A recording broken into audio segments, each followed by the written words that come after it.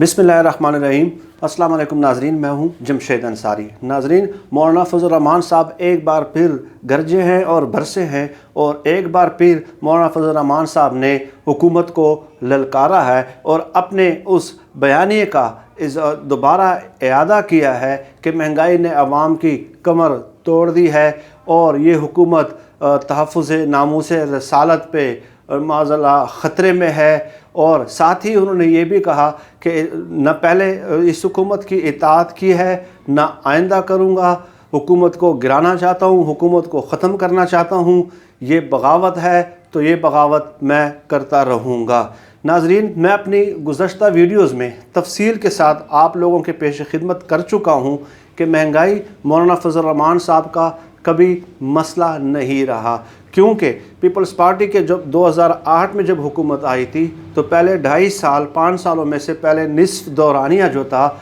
महंगाई की शरह 25.3% थी, 25.3% थी। लेकिन उस वक्त मौलाना साहब चूँकि वजारतों के प्रोटोकॉल में इस कदर महव थे, इस कदर मसरूफ़ थे, इस कदर मगन थे और वजारतों के मज़े लेने में इस कदर मसरूफ़ रहे कि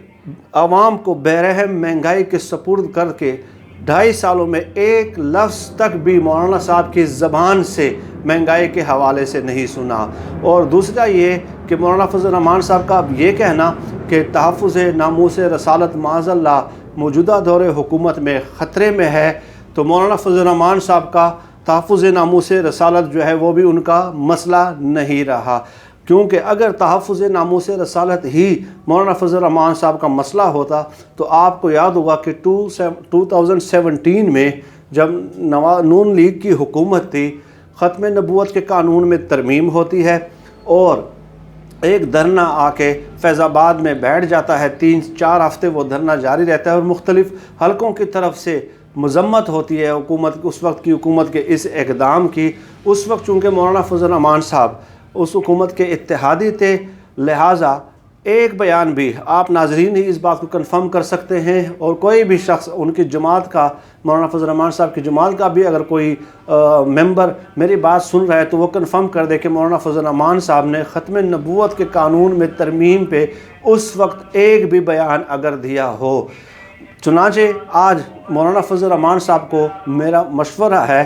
कि आज जब दिल्ली के अवाम ने नरेंद्र मोदी की सियासत को मुस्तरद कर दिया है, उनकी नफ़रत की सियासत को मुस्तरद कर दिया है, मज़हब की आड़ लेकर अवाम का मज़हब यानी कि मज़हब को अपने सियासी मकासद के लिए इस्तेमाल करने की जो रिवायत है दिल्ली के अवाम ने उन मुस्तरद कर दिया है और अपना फ़ैसला आम आदमी पार्टी के हक़ में सुना दिया है। तो मैं मौलाना फजल रहमान साहब को मशवरा दूंगा कि आम आदमी पार्टी से ही सबक सीख लें। आम आदमी पार्टी की नाज़रीन, आम आदमी पार्टी की जीत ने साबित कर दिया है कि मरकज़ में चाहे जिसकी भी हुकूमत हो, जो पार्टी अपने शहर की खिदमत करेगी, जो पार्टी अपने शहर की फ़लाह के लिए, अपने अवाम की फ़लाह के लिए काम करेगी, अवाम भी फ़ैसला उसके हक़ में सुनाएगी। चुनांचे आम आदमी पार्टी ने अपने 5 साल दौर इक़्तिदार में 450 स्ट्रीट क्लिनिक्स, 200 यूनिट तक 2 करोड़ लोगों को बिजली की मुफ्त फराहमी, 1,40,000 CCTV कैमरे और इसके अलावा पूरा महीना घर घर साफ़ पानी की फराहमी। जब ये हुकूमत में आए थे उस वक्त 58% थी साफ़ पानी की फराहमी, जो हर घर तक साफ़ पानी पहुंचाया गया और आज 93% है। और इसके अलावा उन्होंने तालीम का बजट भी 3 गुना जैसे कर लिया था। तो मौलाना फजल एक तरफ वो है, दूसरी तरफ हम देखते हैं कि मौलाना फजल रहमान साहब अपने हलके डेरा इस्माइल ख़ान से 3 बार मुंतखब होते हैं और आप ख़ुद उनके हलके के अवाम से जाके सर्वे करा लें। ये जो मीडिया टीवी चैनल्स हैं जो माइक ले के एक मुख्तलिफ़ लोगों से, मुख्तलिफ़ अवाम से ये पूछते हैं कि महंगाई इस हुकूमत में ज़्यादा है या नहीं है, उनसे मेरी ये भी रिक्वेस्ट है कि आप मौलाना फजल रहमान साहब के हलके में जाएं और वहाँ अवाम से सर्वे कर लें कि 3 अदवार में मौलाना फजल रहमान साहब ने आज तक कितने तरक्याती काम किए हैं या अवामी फ़लाह के मंसूबे DI खान में शुरू किए हैं। 3 अदवार में जहाँ तक मेरी मालूमात है چونکہ میرا تعلق بھی DI خان سے ہے، 3 ادوار میں انہوں نے صرف ایک ہسپتال بنایا ہے 200 بیڈ کا ڈیرہ اسماعیل خان میں، اور اس ہسپتال کو بھی انہوں نے اپنے والد کے نام کے ساتھ منسوب کر دیا، یعنی مفتی محمود ہسپتال، جیسے کہ یہ انہوں نے اپنی ذاتی جیب سے یا ذاتی پیسوں سے بنایا ہو۔ مولانا فضل الرحمان صاحب اس بار حلقے میں اپنی شکست برداشت نہیں کر پا رہے، ہضم نہیں کر پا رہے، اور بار بار وہ یہ کہہ رہے ہیں کہ تحریک انصاف کی حکومت نے دھاندلی کر کے مجھے شکست دلوائی ہے۔ لیکن میں ناظرین کے سامنے یہ بھی بتا دوں کہ 2008 میں مولانا فضل الرحمان صاحب کو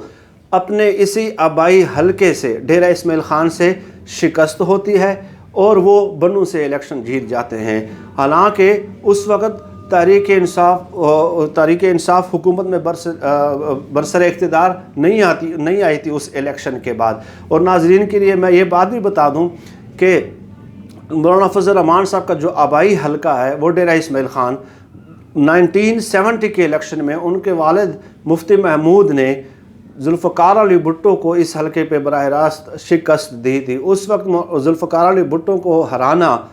یعنی بہت ہی مشکل، ناممکن سمجھا جاتا تھا جب 70 کے الیکشن تھے، اور بھٹو نے جب یہ دیکھا کہ DI خان میں مفتی محمود الیکشن کنٹیسٹ کر رہے ہیں تو انہوں نے خود فیصلہ کیا کہ میں مفتی محمود کے مقابلے میں خود الیکشن لڑوں گا، اور لیکن اس کے باوجود بھی مفتی محمود نے ذوالفقار علی بھٹو کو شکست دے دی تھی۔ اور 2008 کے الیکشن میں یہ کس قدر افسوس کا مقام ہے مولانا فضل الرحمان صاحب کے لیے، سیاسی ہزیمت کا سوال ہے ان کے لیے کہ 2008 میں انہیں اندازہ ہو گیا تھا کہ میں اپنے حلقے سے چونکہ جیت نہیں سکتا، اس لیے وہ بنوں سے الیکشن انہوں نے کنٹیسٹ ساتھ کیا اور اسی سے ہی جیت گئے۔ تو اس کا مطلب یہ ہوا کہ آپ نے اپنے حلقے کے عوام کے لیے، سوائے اس کے کہ آپ مذہب کو اپنی سیاست کے لیے اس کا ناجائز استعمال کریں۔